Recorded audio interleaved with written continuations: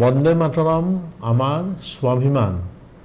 বংকিম চন্দ্ৰ তেওঁ সৰুৰ পৰাই যেতিয়া ব্ৰিটিছৰ শাসন চলিছিল তেওঁ ব্ৰিটিছ এজন ঘোঁৰাত আহি থাকোঁতে হাতত এডাল এছাৰি লৈ পেলাই গোটেই গাঁৱৰ মানুহ ভয়ত পলাইছিল, তেওঁ থিয় হৈ পেলাই প্ৰতিবাদ কৰিছিল বংকিম চন্দ্ৰই। সেই বংকিম চন্দ্ৰই দুপৰীয়া সময়ত এদিন গোটেই মানুহ নিপালী দি শুই আছে, সেই সময়ত তেওঁৰ মনত যিটো দেশপ্ৰেমৰ ভাৱ জাগ্ৰত হ'ল, সেই ভাৱ শব্দৰ মাজেৰে তেওঁ তাক প্ৰকাশ কৰিলে। ভৰ দুপৰীয়া তেওঁ ঘৰত বহি আছিল, দয়াৰ পৰা এখিলা কাগজ উলিয়ালে আৰু উলিয়াই পেলাই তেওঁ লিখিলে সুজলাং সুফলাং শস্যশ্যামলাং বন্দে মাতৰম। এই বন্দে মাতৰম গীতত ভাৰত মাতৃৰ যি আমাৰ নৈসৰ্গিক দৃশ্য, প্ৰাকৃতিৰ যে অপৰূপ সৌন্দৰ্য আৰু গোটেই ভাৰতবৰ্ষখনক লৈ পেলাই তাক এনেকৈ তেওঁ চিত্ৰিত কৰিছে, তাক চিত্ৰাংকন কৰিছে, সেইটোৱে পিছৰ সময়ত মানুহক দেশপ্ৰেমত উদ্বুদ্ধ কৰিছিল।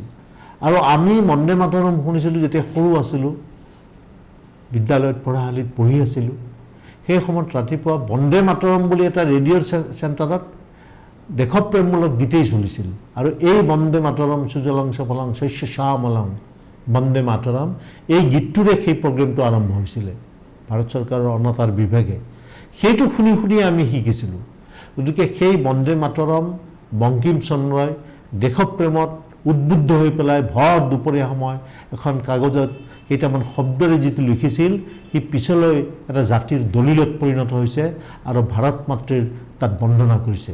গতিকে আমি আশা আৰু বিশ্বাস কৰোঁ যে আমাৰ নতুন প্ৰজন্মই সেইটো শিকিব। ইতিমধ্যে চৰকাৰেও ব্যৱস্থা হাতত লৈছে। আমাৰ জনগণ মন ৰবীন্দ্ৰনাথ ঠাকুৰে যেনেকৈ আমাৰ ৰাষ্ট্ৰীয় সংগীত এই বন্দে মাতৰমটো গোৱাৰ কাৰণে তেওঁলোকে ব্যৱস্থা হাতত লৈছে, এইটো উত্তম পদক্ষেপ হৈছে। আৰু আমি আগতে চিনেমা চাবলৈ গ'লেও এই বন্দে মাতৰম আৰু জনগণ মন বজাইছিলে, আমি শুনিছিলোঁ।